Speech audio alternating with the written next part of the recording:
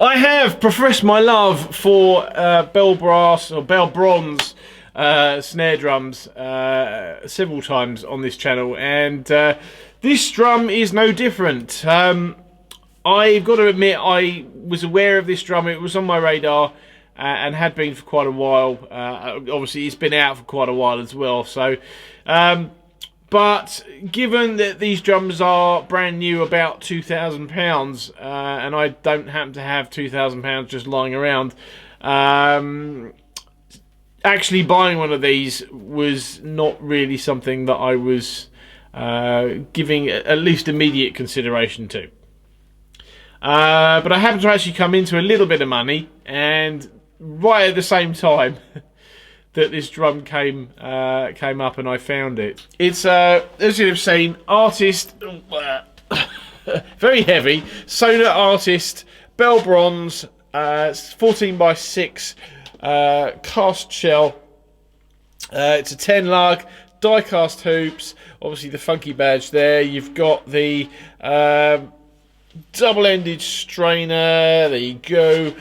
For some reason it's got pearl wires on it, but you know, other than that, and it's very heavy. It's not that, well, I'm guessing it's probably about £20, and I know that really from comparing it to another snare drum which I got fairly recently, which I know for a fact does weigh £20.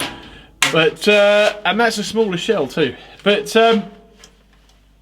this drum does not disappoint. I've kind of played around it at different tensionings, and for me, it's everything a bell bronze snare drum probably should be. And there's something you'll hear in a second. The drum is second hand, because, as I said, I don't have £2,000 sitting around. But and I think this drum is actually about 10 years old. If I've read the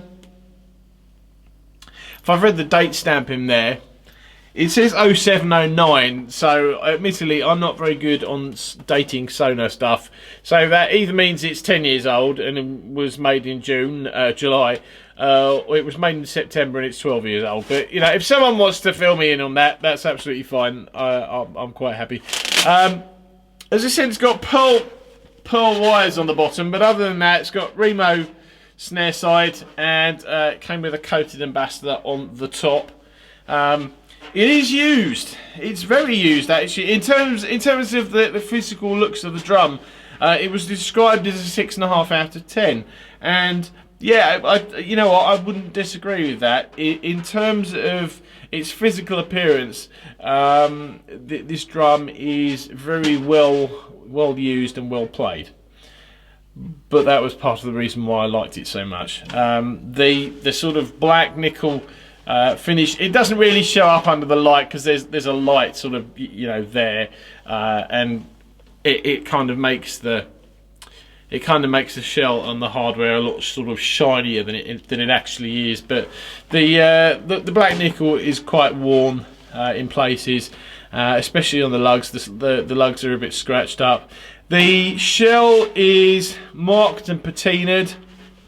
In fact, I don't know if the camera will pick this up, but sort of certainly on this panel and the panel next to it, you can see marks on there and stuff. And you know, it is the patinaing, and I think it's quite a well marked shell in that respect. The inside is fine. The edges are fine.